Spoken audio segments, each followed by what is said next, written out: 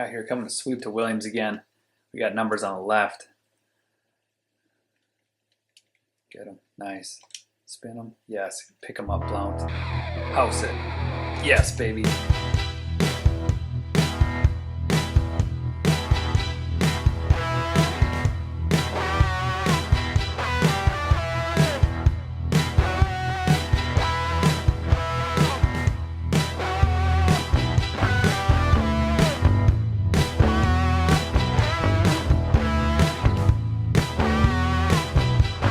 Hey everyone, glad to be back with you here at Obscure Victories Gaming and our slow burn Dynasty.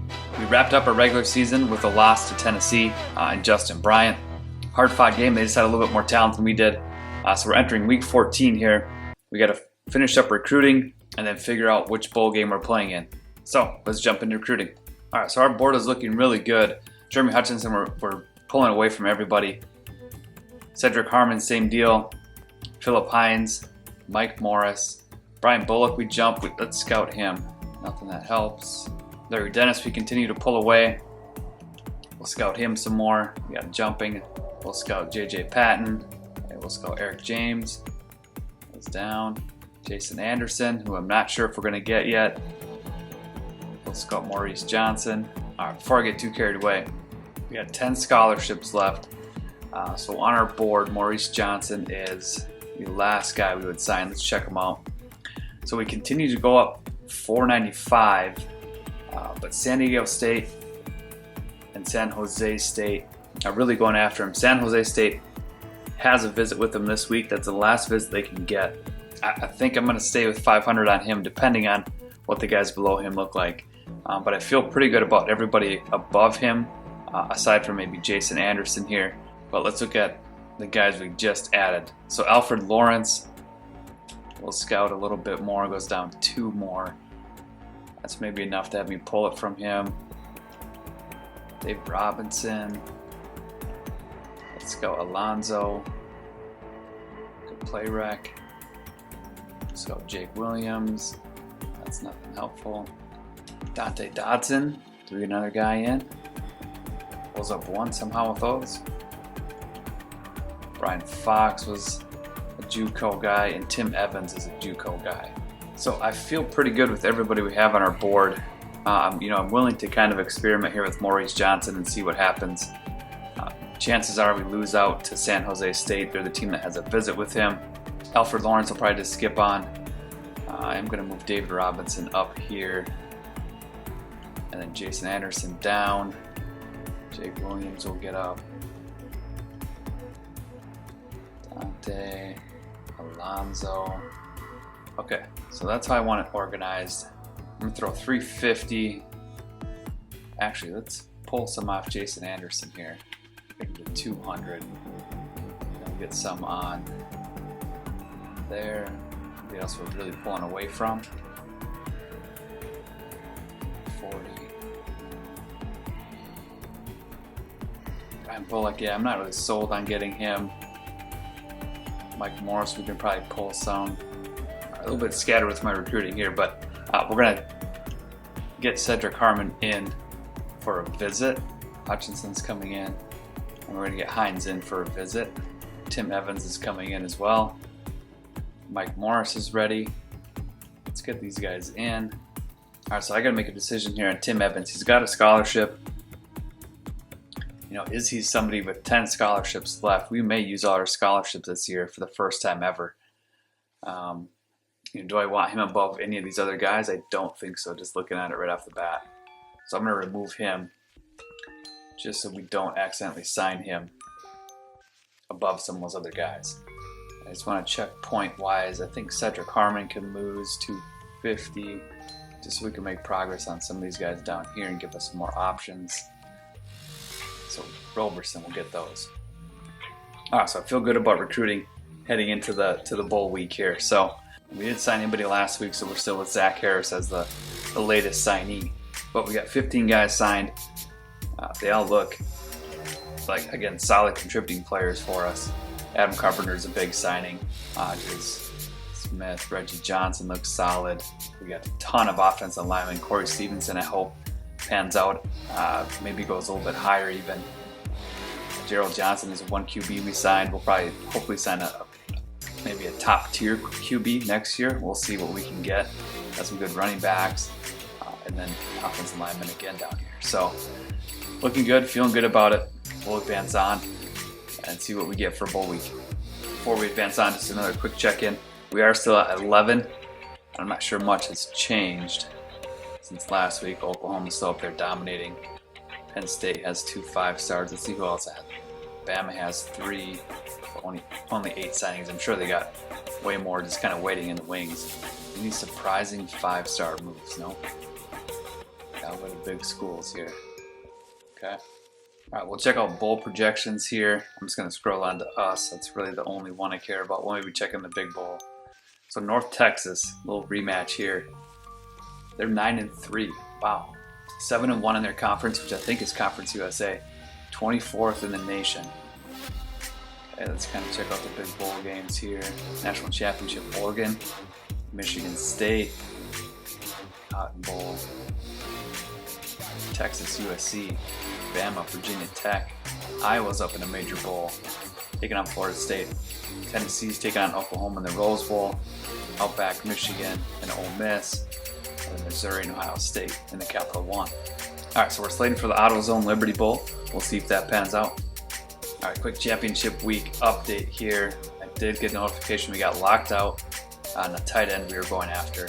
Just gonna see if we can lock back in, or unlock back in. No, 2000's it. Yeah, so it looks like we're out on him. Fun experiment, ended up not working out. We'll take him off the board. All right, on to bowl week. Looks like they have us slated for the Music City Bowl. Hey, look at this. Justin Bryant ends up winning the Heisman. 3,100 yards passing, 730 yards rushing, 42 total touchdowns. Beats out Tidwell, Zitch, Carter, and Ray Anderson. Wow. Okay, so we do end up playing Florida State in the Russell Athletic Bowl. Florida State's coming at number 15. This will be a good test for us. All right, since we don't have any recruiting to do, let's jump right into scouting. All right, before we jump into scouting, quick update for the Dynasty here. I did end up getting Xbox X Series. Thank you to my siblings for that little birthday gift. That was a great surprise. So thanks again. So I do have NCAA 25, or I do have College Football 25. Been playing it the past, I don't know how many weeks it's been, 2-3 weeks. But that's been fun. So I haven't played this game, I think for 3 weeks. I think it was a while ago I recorded 3 games in a row for this. So it's been a while, maybe adjustment getting back into it. But the Dynasty itself, my plan is to keep this one going. I do really enjoy what I've created here. So, I'm not sticking with NCAA 14 because I think it's better than College Football 25. I've just really enjoyed this Dynasty, and this was my start to YouTube, and I want to keep it going as long as I can. So after this season, I'm planning on jumping into College Football 25. Still have to decide on a team. With that being said, then I'll do a College Football 25 Dynasty season. I'll wrap that up and then get back into NCAA 14. So I think that's kind of how it's going to go. I'll keep putting out the content, but just keep switching it up, as far as I can keep that up. I don't have time to do 2 Dynasties and record them. As of now, we'll alternate between the 2, and I'm really excited about that because then I get to keep this one going and I get to play the new game. So with that, let's jump into scouting. All right, Florida State is coached by Mike Norvell. Offensively, they're going to run spread option. They'll run a little bit more than they pass. They're going to be more conservative, and they're not going to go no huddle. Defensively, got a 4-2-5. Defend the run a little bit more. They're going to be really aggressive here, so we got to look out again for kind of short zones, big hits, and they're going to try to strip the ball, I think. Norvell is a level 39 coach. You can see all of his game management ones looking really good. Again, the ones that concern me the most are the clean laundry. I guess for this one, the big game, starting hot in a bowl game, and Coach Radames, if he had clutch, that would be another level of difficulty. But he just has these ones, so still providing his players the best opportunity to win. Defensively, they got Pat Narducci. I think that's how you say his name. Level 34, stacked. All the upgrades for all of his great players. So again, great players getting greater. Offensively, they got Tom Manning. level 26 coach, so just one shy of being maxed out. So Florida State is going to be tough to beat. All right, player-wise, we're going to start on defense. They're led by cornerback Dave Caldwell, redshirt senior, 92 overall. Really good speed, acceleration, man and zone coverage, press coverage, all really good. Can catch well enough for a cornerback. Good play rec, great pursuit. He can tackle well enough for a corner as well. So somebody that's solid at run defense and pass defense here. Next, we got defensive tackle Ronnie Washington, another redshirt senior, 89 overall. Good enough speed, acceleration for D tackle. Strength might be a little bit low, tackle might be low, but he's got good power moves, finesse moves, block shedding, pursuit, hit power are all very good. Let's check out his stats. This year he's got 18 tackles, 5 for loss, 2 QB sacks, 1 defensive touchdown, and then fumble recovery as well. So big playmaker for them in the middle of their line. Another great D tackle here for them, Marcus Malone, redshirt junior, 88 overall. Better speed, better acceleration, strength tackle about the same, really good power moves, finesse moves, block shedding, pursuit not quite as good, but still plenty good enough to give our guys problems. Last on defense, we got cornerback Darren Watkins, redshirt junior, 87 overall. Good speed, acceleration, man coverage way up there, zone coverage, press is pretty good. He's got good play rec, pursuit, you get tackling at 64, jumping at 85. He can contest those jump balls, and pretty good hip power for a corner as well. So 2 stud D tackles, 2 stud cornerbacks, and I'm sure their linebackers are going to fill in as needed. But let's check out Darren's stats.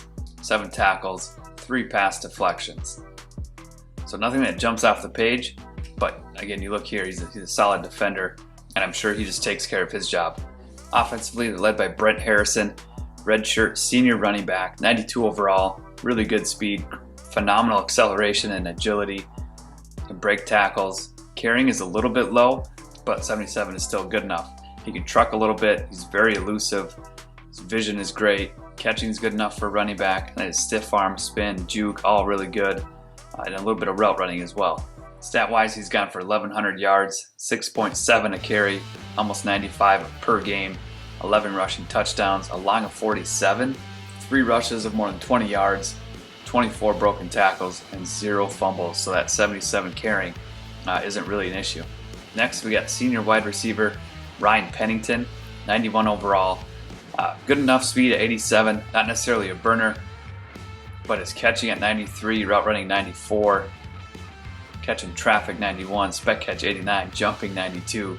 I mean, you put the ball in this guy's vicinity, he's going to catch it. 97 carrying, can break some tackles, a little bit of a juke move, but mostly just a possession guy. Stat-wise, went for 1,000 yards, long of 75, 10 receiving touchdowns, 87 yards a game, and 2 drop passes. Looks like a really solid possession receiver for them. Next, we jump to center Jerome Alexander, a true junior, a little undersized maybe at center, 6 feet 277, but he's 89 overall. Good speed, acceleration in there. Awareness is pretty good. Pass block 85, run block 90, 86 impact. His strength is at 88, which really probably helps him, being undersized. And he's got some pretty good stamina. Blocking wise, he's got 23 pancakes, so definitely that size is not an issue. He's given up 4 sacks, which kind of stays with what he's been doing his whole career. Last, we got quarterback Donald Kane, redshirt junior, speed, acceleration, agility, all at 61, awareness at 78, so a little bit low maybe for a redshirt junior, which tells me it's probably his first year starting, which would make sense at Florida State. Throw power, throw accuracy are really good. He's not going to break tackles, he's not elusive, he's not going to truck. His carrying is really low, so I think if we can get to him, get some hits on him, he could maybe fumble, but he's definitely not going to run. Throwing wise is a different story. We got to be ready to defend his arm. All right, depth chart wise, see if we can find any weaknesses. There's Kane. If he gets injured, Scott Smith, who is on a hot streak apparently, so maybe he's getting in. He's more of a scrambler, so we got to be ready for that. Then they got freshmen behind him. Here we saw Brent Harrison. Their backup, Alan Greer, looks pretty good, as does Chris King. Fullback, 76, which is decent. Wide receiver, we saw Pennington. We see Wilson, Rogers, Matthews, Skinner. The tight end kind of fills in. Tight ends look solid. Left tackle at 80, but he's a sophomore, so he looks promising. Left guard at 85. Center we saw at 89. Right guard 82 as a sophomore. And then right tackle at 76. So on the O-line, Joe Scott, maybe somebody we try to target as a 76 overall junior. Defensively, we saw they have two good D tackles. They match up with a good left end here. Right end at 80, but he's a freshman. Again, so he's got potential. He probably plays above 80. There's their D tackles there. Again, they run a 4-2-5. So left outside linebacker shouldn't play, although he's a freshman at 81 overall. He's an All-American. Not sure how that works. Middle linebacker goes 86, and then they throw in a D tackle, but it probably goes to Crosby. And then right outside linebacker is one that plays in a 4-2-5. That's Butler. And he looks solid enough. Redshirt senior at 81. Not flashy, but solid. Cornerback, we saw Caldwell, we saw Watkins, and it goes to Clark. 80 overall sophomore is pretty good. Washington and Whitaker. And free safety wise, they got 83, and then their strong safeties are 87. Looks pretty solid though. 78 is a little bit slow, and then Washington fills in as a second strong safety. Kickers look solid. I think they're the best players on their team. 97 for kicker, 95 for punter. Kick returner is going to be cornerback, good speed, and then their long snapper is Jerome Alexander. All right, let's spin the event wheel, see what's happening with our team this week.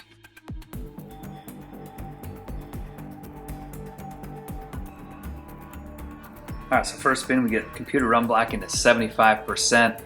In a bowl game, that's not necessarily what you want to see, especially with a great team like Florida State, but I'm sure we can manage. All right, next spin.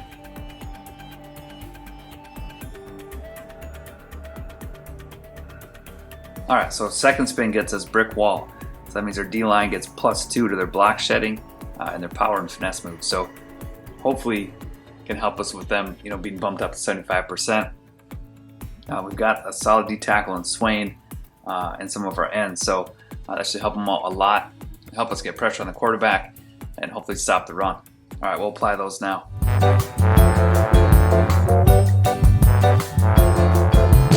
All right, scouting's done. Event wheel is done. Game plan wise, strategy wise, again, I think we're outmatched. Let's look at, on paper, just barely. And not a big discrepancy between ability levels of our guys. I think they may be more consistent across the board. I know their O-line looked pretty good. Had some young guys, but they were still solid. Same with their D-line. Their top 4 players are 2 D tackles, 2 corners. So we maybe have to find some soft spots away from those places, but we still have to be well balanced. We'll rely on the run. Maxwell's shown he can run the option a little bit, and so we'll probably limit his throwing. But again, we'll see what the game gives us, see what Florida State gives us, and how they want to play us. Again, stat-wise, we'll go over this in the next video as well, but -13 turnover differential. If we can just cut that to -12, I'm sure we'll still be dead last, but that would be an improvement for us. So that's what we're looking to do heading into this game, is take care of the ball and execute. So if you stayed this long, thanks for tuning into the whole video. Again, I really appreciate all the support. Not the biggest channel out there, might be the smallest one, but I really enjoy making these, and I hope that continues to come across, and I feel like I'm just getting better at this, and hopefully you guys are seeing that as well. And again, dynasty wise, this one's going to wrap up. We'll put an actual off season on it while we play College Football 25, and then we'll come back to this one, which I think will add more excitement to it. Right, we get some time off, we get to reintroduce ourselves, or I do anyways, reintroduce myself to the players and the process of playing this game. So, and if you guys like NCAA 14 content, check out JVids Gaming. He's sticking with NCAA 14, I think, for a little bit longer as well. His Dynasty moves a little bit faster than mine, so you might enjoy that more. So you'll get more videos, faster seasons with him. He also does, baseball, hockey as well. So make sure you check out JVids Gaming for sure. He's a big supporter of my channel, and I appreciate that. And I just want to make sure I mention him whenever I can, because we're kind of doing the same content here and how we go about building a dynasty. But that is going to do it for this episode. Again, thanks for tuning in. Be sure to tune in to the next one where we take on Florida State in the Russell Athletic Bowl. But until then, keep gaming, keep growing, and keep celebrating those obscure victories. Game on.